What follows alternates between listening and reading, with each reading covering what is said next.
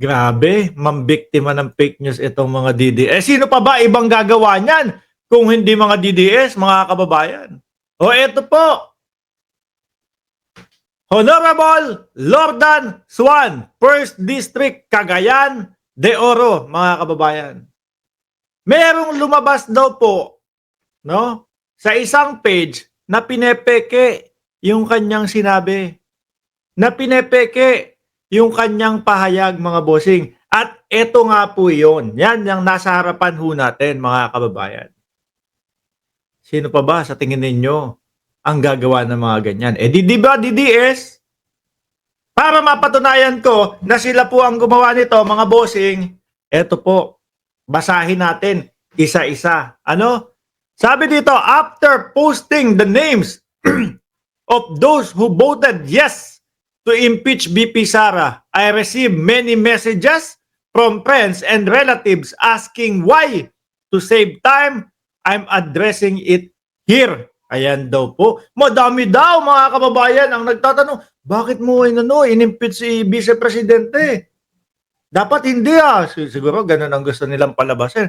Siguro gusto nilang palabasin. Madaming nagrereklamo kasi in-impeach niya nga. No? Isa siya sa lumagda sa impeachment ni Vice Presidente. Gusto nilang palabasin na madaming tumututol doon sa kanyang desisyon, kaibigan, mga kamag-anak, at yung mga kalugar niya. At eto pa, eto daw yung sinabi niya, mga bossing. No? I voted yes because it was the right thing to do. BP Sara and her family must be held accountable for their wrongdoings. No? Tama naman yun. I admit I once supported the Dutertes, but Speaker Romualdez and President Bongbong Marcos opened my eyes. Diyan pa lang ho, mga kababayan, mararamdaman mo na no? Aba, may pagkausap ang dalawang tao.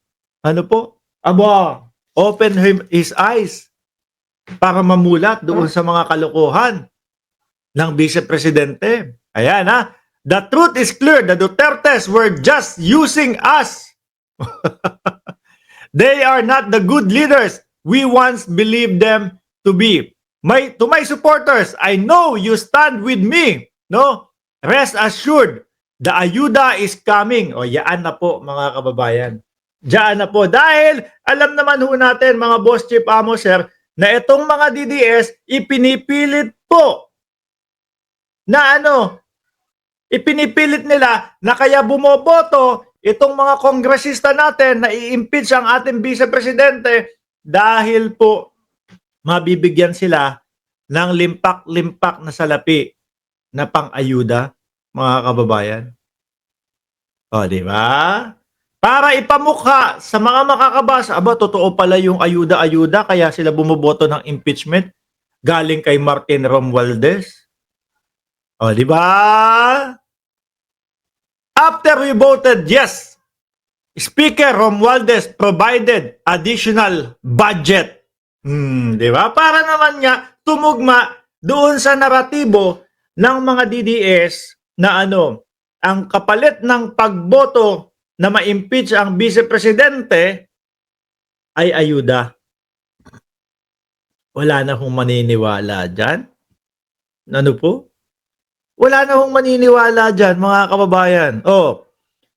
Speaker Romualdez provided additional budget allowing us to give even more assistance to the Filipino or to the people. This is just the beginning. Accountability and real service will continue. I stand by my decision. Tapos linagyan ng Honorable Lordan Suan. Biruin nyo po, mga kababayan. Paano nga naman nakita o paano napatunayan ni Mark Ramos na fake news yan? Eto, mga bossing. Nilagyan na nila ng ganyan. Fake news! Fake news! At syempre, tumingin din tayo sa mga bali-balita, mga kababayan. Tumingin din tayo sa mga bali-balita kung totoo bang sinabi to. Kasi kung iisipin mo, talaga palang bumoboto itong mga kongresista dahil umaasa doon sa mga ipapamigay na ayuda. Nakita nga natin ito sa balita.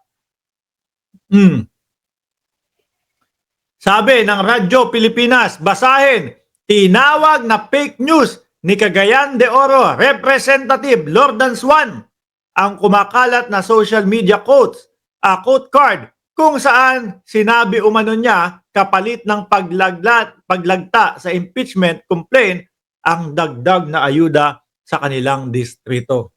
O ito nga daw po ang pahayag nung kongresista. It has come to my attention that a post from a fake page, the working congressman is circulating online. I never issued that statement. Biruin niyo ho yan, mga kababayan. Maipamukha lang nila na ang dahilan kung bakit lumalagda po yung mga kongresista natin sa impeachment ng ating vice-presidente na dahil sa ayuda, gagawa pa po sila ng mga ganitong mga quote card. Ang hindi nila alam yata hanggang sa ngayon, hindi na po bobo ang Pilipino. No? Actually, hindi naman bobo ang Pilipino talaga. Sorry doon sa ano. Ang akala ho nila, hindi malalaman yung mga katotohanan at hindi aalma yung mga kongresista na gagawan nila ng fake news. Ayan, no? Malinaw. This is fake news and black propaganda aimed to mislead the people and tarnish my name. That Speaker Martin Romualdez and the House of Representatives, these are all lies. At chinek din ho namin, mga kababayan, yung mismong page na yon. Aba, one day, kakagawa lang. Kakagawa lang ho, mga bossing. O, di ba? Ay, nako. Sabi, yes, ito yung dahilan niya. Yes, I voted. Yes, to the impeachment. I voted for accountability and not against any individual. My vote was not personal attack against BP Sara. I am public servant. And my loyalty will always lie to you. No? With you. The people of the 1st District of Cagayan de Oro City, I have spent my time, my energy, and my spirit fighting for you, pushing for real change, for social service that lift up us, for infrastructure project that build brighter future, for law that protect and improves the lives of every Filipino. Everything I do is for you, what I think is best for the people of the district, 1st District of Cagayan de Oro, not for me, not for anyone. Grabe ang mga DDS, mga kababayan. Nakita nyo ho yan? Gagawa sila ng mga ganyang ka-fake newsan para manira ng tao, para ipamukha lang sa mamamayang Pilipino na dahil sa ayuda kaya pumipirma yung ating mga kongresista. Diyan ho sila lalong natatalo eh. Ano po? Diyan ho lalo bumabagsak yung kandidatura ng kanilang mga politiko. Kayo ho ba agree sa akin, mga kababayan, na agree kayo sa akin na etong mga ganitong estilo ho nila ang nagpapabagsak sa kanilang mga politiko? Di ba, Ma'am Chris Rose, Shiro Kansaki, Mario Albano? Oh. Yung mga politiko nila, wala na nga ho, mga bossing.